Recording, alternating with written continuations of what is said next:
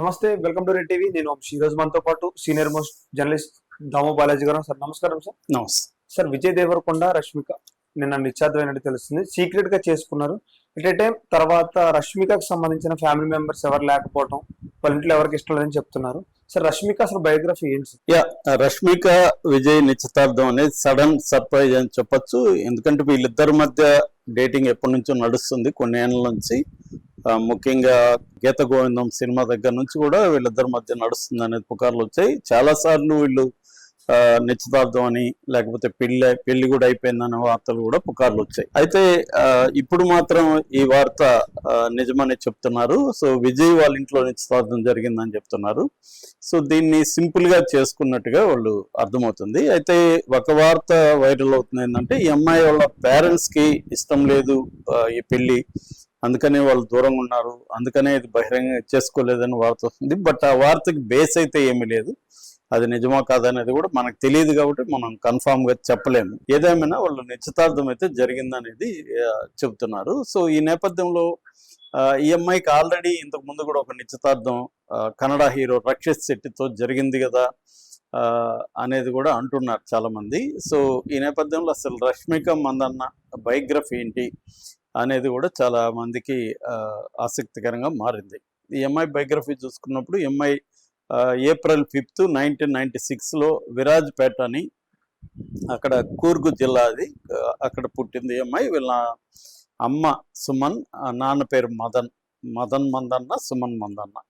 So వీళ్ళది వచ్చి కొడగు అంటారు, కొడవ ఫ్యామిలీ అనమాట. కొడవ అనేది ఒక కమ్యూనిటీ. అక్కడ ఎక్కువగా వాళ్ళు కాఫీ తోటల్లో ఉంటారు. సపరేట్ కాఫీ తోటల్లో సపరేట్ ఇండ్లు ఉంటాయి అనమాట. నేను కూడా ఒకసారి ఆ ఏరియాకి వెళ్ళాను. చాలా బ్యూటిఫుల్గా ఉంటుంది. ఆల్మోస్ట్ అడవుల్లో ఉంటాయి ఈ ఇండ్లు, సపరేట్ ఇండ్లు ఉంటాయి. అక్కడ కాఫీ తోటలు చేస్తుంటారు. సో వీళ్ళకి కూడా వీళ్ళ నాన్న మదనకు కూడా ఒక కాఫీ తోట ఉంది. అక్కడ విరాజ్పేటలో ఒక ఫంక్షన్ హాల్ కూడా ఉంది. ఈ అమ్మాయికి షిమన్ మందన్న అని ఒక చెల్లెలు ఉంది. ఆ చెల్లెళ్ళు కూడా ఈ అమ్మాయి ఒక తల్లిలాగా పెంచానని కూడా చెప్పుకునింది. చెల్లికి నేను మెంటర్ అని కూడా చెప్పుకునింది.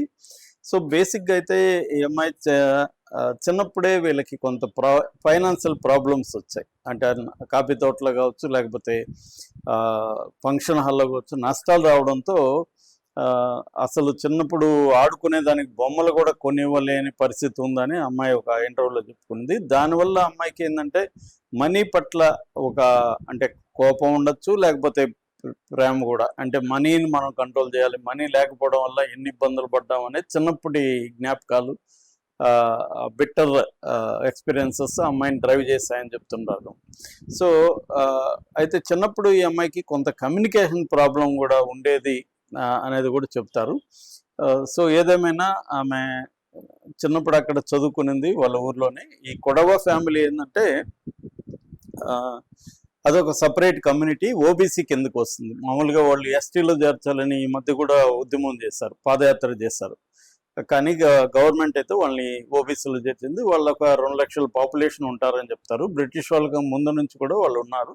బ్రిటిష్ వాళ్ళు వచ్చి ఈ కొడగునే కూర్గ్ అనే పేరు పెట్టింది. మనం కూర్గ్ అనేది నిజానికి బాగా పాపులర్. మన వాళ్ళు కూడా అక్కడికి వెళ్తుంటారు, టూరిజం కూడా.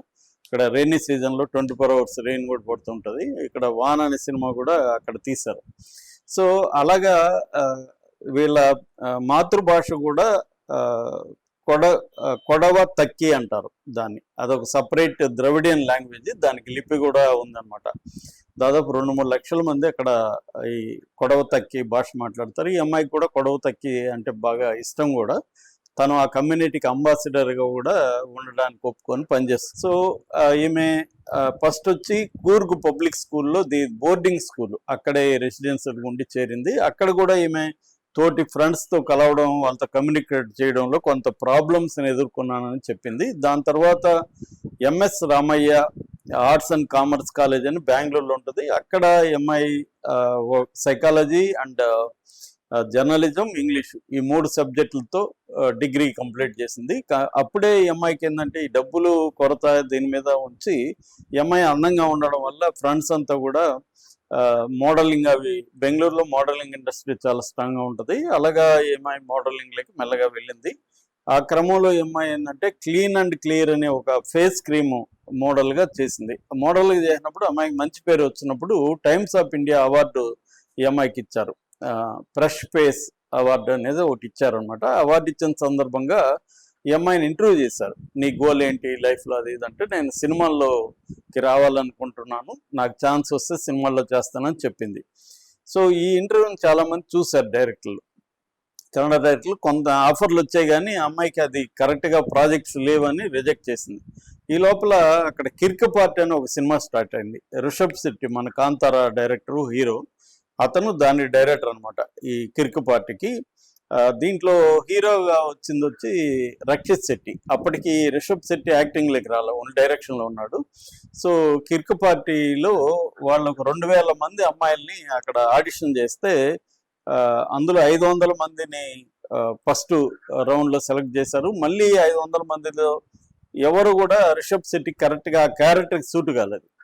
దాంతో అప్పుడే ఇంటర్వ్యూ చూశాడు ఈ అమ్మాయిది. ఇంటర్వ్యూ చూసి ఈ అమ్మాయిని పిలిపించి మన అసిస్టెంట్ పిలిపించారు. పిలిపించినాక ఆ అమ్మాయిని ఆడిషన్ చేస్తే పర్ఫెక్ట్గా ఉంది క్యారెక్టర్కి అనేది అనుకున్నారు. ఆ అమ్మాయి కూడా ఒప్పుకునింది. అలాగా సెలెక్ట్ చేశారు. నేను అప్పుడు బెంగళూరులో ఉన్న, రిలీజ్ అయిన రోజే నేను కూడా ఆ సినిమా చూశాను, కిర్క్ పార్టీ.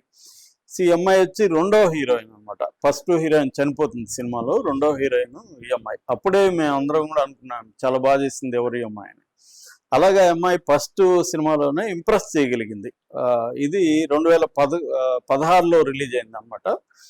సో అప్పటి వరకు అమ్మాయి మోడలింగ్ చేసేది. ఈ సినిమా ఎప్పుడైతే హిట్ కూడా అయింది, చాలా పెద్ద హిట్. అప్పట్లోనే 50 కోట్లు, కర్ణాటకలో 50 కోట్లు అంటే కన్నడ సినిమాకి చాలా పెద్ద హిట్ లెక్క.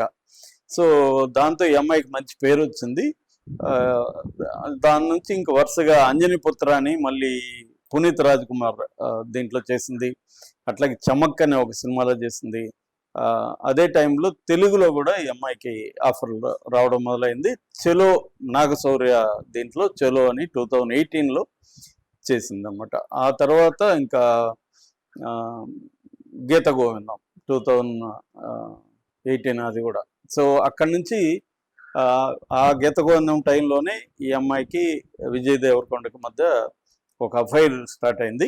ఈ లోపల ఇంకో విషయం చెప్పడం మర్చిపోయాను. అదేంటంటే ఈ ఫస్ట్ సినిమాలో రక్షిత్ శెట్టితో ఈ అమ్మాయి ప్రేమలో పడింది ఫస్ట్ సినిమా అప్పుడే. ఎందుకంటే ఈ అమ్మాయి కన్నడ సరిగా రాదు, అలవాట్లేదు. అది రక్షిత్ శెట్టి నేర్పించడం, దానివల్ల వీళ్ళిద్దరి మధ్య ఇంటిమసీ, ఎక్కువ టైం గడపడం, ఇంటిమసీ పెరిగి లవ్లో పడ్డారు. దాన్ని ఇంట్లో చెప్పి పెళ్లి చేసుకుందాం అనుకున్నారు. 2017 జూలై 3న నిశ్చితార్థం కూడా జరిగింది. అయితే వీళ్ళిద్దరి మధ్య ప్రాబ్లమ్స్ రావడం, అతను ఈ అమ్మాయిని వేధించడం, ఇవి జరిగేసరికి వీళ్ళ అమ్మ నాన్న దీన్ని క్యాన్సిల్ చేసుకుందాం, నీకు టార్చర్ చూపిస్తాడు ఇతను, పెళ్లి చేసుకుంటా అని చెప్పి అమ్మాయికి చెప్పారు. అమ్మాయి కూడా ఇది కంటిన్యూ పెళ్లి చేసుకుని, ఇప్పుడే ఇట్లుంది, ఇంక పెళ్లి చేసుకుంటే మనకి కెరీర్ అంతా ఎండ్ అయిపోతుంది. ఈ అమ్మాయికి ఏంటంటే కెరీర్ చాలా ఇంపార్టెంట్ అనేది. వాళ్ళ అమ్మ కూడా ఈ అమ్మాయికి బాగా సపోర్ట్ అనమాట. సుమన్ మందన్న ఈ అమ్మాయికి మొదటి నుంచి కూడా, చిన్నప్పటి నుంచి కూడా my mother is my strength అని కూడా అనేక సార్లు ఈ అమ్మాయి చెప్తుంది. అలాగా వాళ్ళు చెప్పడంతో సెప్టెంబర్ 2018లో, అంటే 1 year కూడా కాలేదు నిశ్చితార్థం అయ్యి, క్యాన్సిల్ చేసుకున్నారు. అప్పటి వరకు ఏంటంటే అది అనౌన్స్ చేశారు, అంతకు ముందే వాళ్ళు వద్దనుకున్నారు, అనౌన్స్మెంట్ కూడా చేసేసారు. అది క్లియర్ అయిపోవడం వల్ల ఇంకా ఈ అమ్మాయి విజయ్ దేవరకొండతో లవ్లో పడింది. తర్వాత వీళ్ళు అప్పటి నుంచి, అంటే 2018 నుంచి ఇప్పటి వరకు డేటింగ్లో ఉండి ఇప్పుడు అనౌన్స్ చేసినట్టుగా తెలుస్తుంది. ఈ అమ్మాయి ఏంటంటే మన కెరీర్ ఆల్మోస్ట్ అందరికి తెలుసు.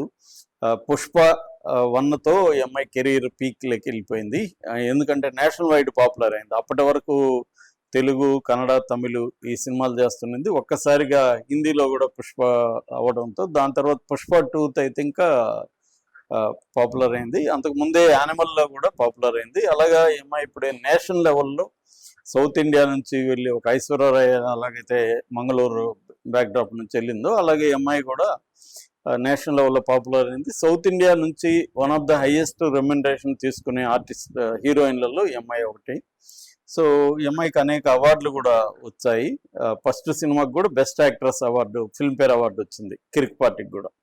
సో అక్కడ నుంచి ఈమె అనేక అవార్డులు వచ్చింది, కెరీర్లో పీక్ వెళ్ళింది. అట్లాగే కొన్ని సైబర్ క్రైమ్ వాటికి అంబాసిడర్ చేస్తుంది. ఎందుకంటే ఈ అమ్మాయి కూడా సైబర్ క్రైమ్కి గురైంది. డీప్ ఫేక్లో ఫస్ట్ వచ్చిన ఇది ఈ అమ్మాయిదే. ఒక ఆ, అక్కడున్న సమ్ పటేల్ అమ్మాయి ఆ ఫోటోని మార్చేసి ఆ వీడియోని మార్చి తల పెట్టేశారు. ఈ అమ్మాయి తల కొద్దిగా ఎక్స్పోజింగ్గా ఉంది. అప్పుడు కంప్లైంట్ ఇచ్చినప్పుడు ఢిల్లీ పోలీసులు నవీన్ అనే అతను పట్టుకున్నారు గుంటూరులో. సో దాంతో ఈ అమ్మాయి కొద్దిగా అవేర్నెస్ క్రియేట్ చేయాలని ఆ రంగంలోకి ఎంటర్ అయింది. అట్లా గవర్నమెంట్ తరఫున కూడా ఈ అమ్మాయి cyber crime centre coordination centre అని ఉంది, ఆ సెంటర్కి అంబాసిడర్ కూడా చేస్తుంది. సో అట్లాగే కొన్ని చారిటీ యాక్టివిటీలు కూడా ఎంఐ చేస్తుంది. రెండోది socially also MI very active. Social మీడియాలో కూడా వివిధ సమస్యల మీద స్పందించడం జరుగుతుంది. సో ఇది వీళ్ళిద్దరి ఈమె బేసిక్ బ్యాక్గ్రౌండ్. ఇంకా విజయ్ దేవరకొండ గురించి మనకు ఆల్రెడీ తెలుసు. విజయ్ దేవరకొండ వాళ్ళ నాన్న గోవర్ధన్ రావు టీవీ సీరియల్ డైరెక్టర్, వాళ్ళ అమ్మ house wife Madhavi home maker. So వీళ్ళ బ్రదర్ ఆనంద్ కూడా ఇదయ్యాడు. ఇతను 2011లో నువ్విలా అనే సినిమాతో ఎంటర్ అయ్యాడు ఇండస్ట్రీలోకి. దాని తర్వాత లైఫ్ ఈజ్ బ్యూటిఫుల్లో కూడా చిన్న క్యారెక్టర్ చేశాడు శేఖర్ కమ్ములో. దాని తర్వాత ఫస్ట్ బ్రేక్ ఎవడే సుబ్రహ్మణ్యం 2015లో నానితో పాటు చేసినప్పుడు ఫస్ట్ బ్రేక్ వచ్చింది. దాని తర్వాత పెళ్లి చూపుల తర్వాత అర్జున్ రెడ్డితో ఇతని కెరీర్ గ్రాఫ్ అనేది, అంటే స్టార్గా అర్జున్ రెడ్డితో ఎదిగాడు. అక్కడి నుంచి